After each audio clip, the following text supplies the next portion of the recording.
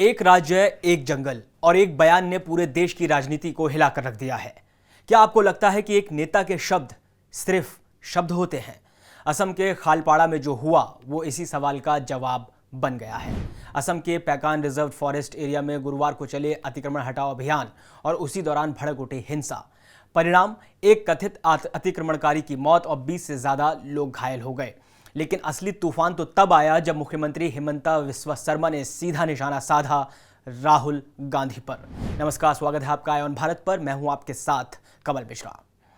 जब जंगलों की शांति टूटती है और राजनीति की आवाजें उससे भी ऊंची हो जाती हैं, तब समझ लीजिए कि मामला सिर्फ पेड़ों तक नहीं, पहचान तक पहुंच गया है। असम में एक बार फिर जमीन पर सियासी जंग छिड़ गई है, जहां एक तरफ मुख्यमंत्री हिमंता बिस्वा शर्मा की सरकार अवैध अतिक्रमण हटाने में जुटी है, वहीं दूसरी ओर इस मुहिम से उठे धुएं में राजनीतिक आरोप प्रत्यारोप की आग भी धधक रही है। क्या ये सिर्फ भूमि प्रबंधन है या असमिया पहचान की रक्षा के नाम पर कोई बड़ी चुनावी रणनीति? हिमंता बिस्वा शर्मा के मुख्यमंत्री बनने के बाद से राज्य सरकार ने अवैध अतिक्रमण पर सख्त नीति अपनाई है। सरकार का दावा है कि यह अभियान केवल कानून व्यवस्था नहीं, बल्कि असमिया पहचान की रक्षा, वन आवरण बहाली का मिशन भी है। साल 2021 के बाद से 1.19 लाख बीघा भूमि अतिक्रमण से मुक्त कराई गई है। 63 लाख बीघा में से 40 वन भूमि खाली कराई जा चुकी है। सरकार इसे प्राकृतिक संसाधनों और स्वदेशी अधिकारों की रक्षा का हथियार बता रही है, और यह अभियान प्रशासनिक कार्रवाई से कहीं ज्यादा नीतिगत और वैचारिक युद्ध बन चुका है। यह अभियान चुनावी राजनीति से भी गहराई से जुड़ा हुआ दिखाई देता है।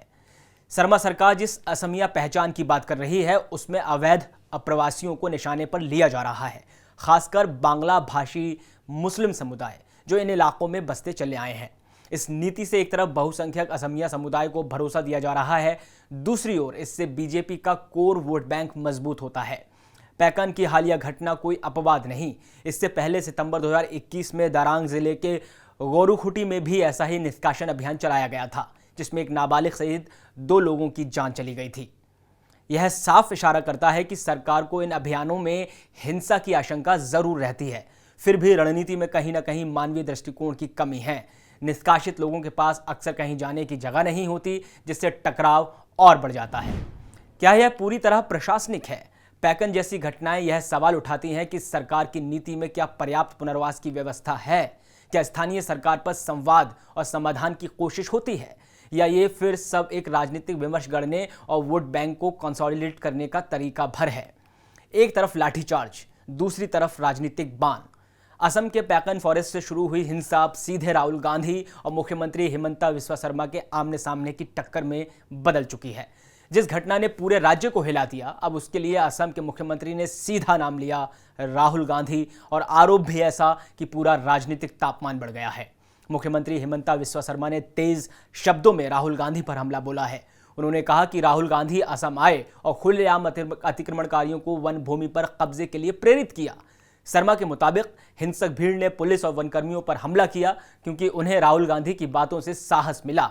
हिमंता ने इसे राहुल गांधी की एक दिवसीय दौरे की विनाशकारी विरासत करार दिया है और कहा कि उनकी गैर जिम्मेदाराना बयानबाजी ने राज्य में शांति भंग की है और लोगों की जान खतरे में डाली है।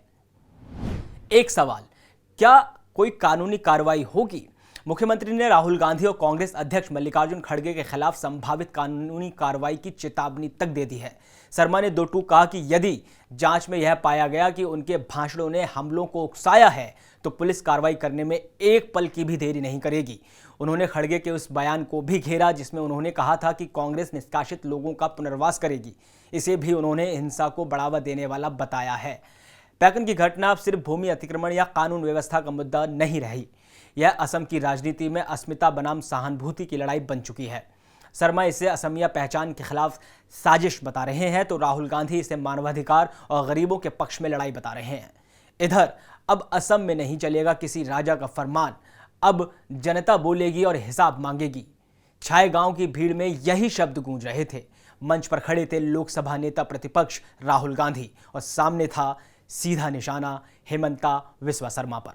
राहुल गांधी ने न सिर्फ असम के मुख्यमंत्री को ललकारा, बल्कि 2026 की राजनीतिक लड़ाई की घोषणा कर दी।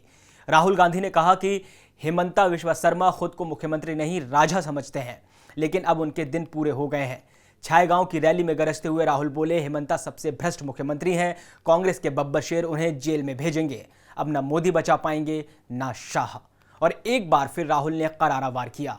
हिमंता की आंखों में डर साफ नजर आता है, क्योंकि अब हिसाब देने का वक्त आ गया है। राहुल गांधी ने ऐलान कर दिया कि असम में कांग्रेस की नई टीम मैदान में है। गौरव गोगोई के नेतृत्व में अब सिर्फ भाषण नहीं, रिजल्ट मिलेगा। उन्होंने आगे कहा कि साल 26 में असम की जनता भाजपा को सत्ता के बाहर का रास्ता दिखा देगी। राहुल यहीं नहीं रुके, उन्होंने महाराष्ट्र का उदाहरण देते हुए कहा कि विधानसभा चुनावों से पहले सिर्फ 4 महीनों में 1 करोड़ नए वोटर जुड़ गए। हमने चुनाव आयोग से वोटर लिस्ट और वीडियोग्राफी मांगी, लेकिन जवाब नहीं मिला, उल्टा कानून ही बदल डाला। फिर सवाल उठाया, क्या यह डिजिटल बूथ कैप्चरिंग का नया चेहरा है? राज्य की सीमाओं में खुली चुनौती का खेल चल रहा है। क्या वाकई हिमंता की आंखों में डर है? सबसे बड़ा सवाल, क्या राहुल की बातों में दम है? क्या असम में कांग्रेस वापसी कर पाएगी या भाजपा फिर से बाजी मार लेगी? 2026 की तैयारी अब शुरू हो चुकी है। हिमंता पर कांग्रेस के दूसरे मोर्चे से भी जुबानी हमला हुआ है। हिमंता, अब जेलों की मरम्मत शुरू कर दीजिए, ये बात सामने निकल कर आई है, क्योंकि कांग्रेस आ रही है।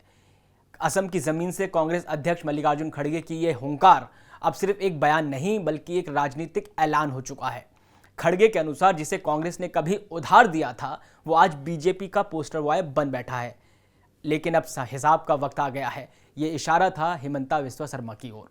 छोटे छोटे गांव से लेकर चाय बागानों तक आज असम का सवाल सिर्फ विकास नहीं, विश्वास का है। खड़गे ने गरजते हुए कहा, जो कभी मंत्री कांग्रेस में था वो आज बीजेपी की गोदी में है। लेकिन याद रखो, वो कांग्रेस आज भी जिंदा है। जो लोगों पर जुल्म ढा रहे हैं वे अब जेल जाएंगे। बीजेपी को अपनी जेलें अपग्रेड कर लेनी चाहिए। सवाल सिर्फ ये नहीं कि जमीन किसकी थी, सवाल यह है कि क्या विस्थापन से पहले पुनर्वास की कोई योजना थी?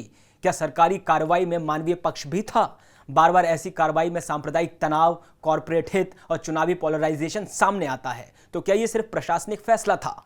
साल 2026 के असम चुनाव में कांग्रेस और बीजेपी दोनों इस मुद्दे को भुनाएंगे, लेकिन जनता पूछेगी, क्या मेरी झोपड़ी सिर्फ एक वोट है? क्या सत्ता का बुलडोजर कभी अमीरों पर भी चलेगा?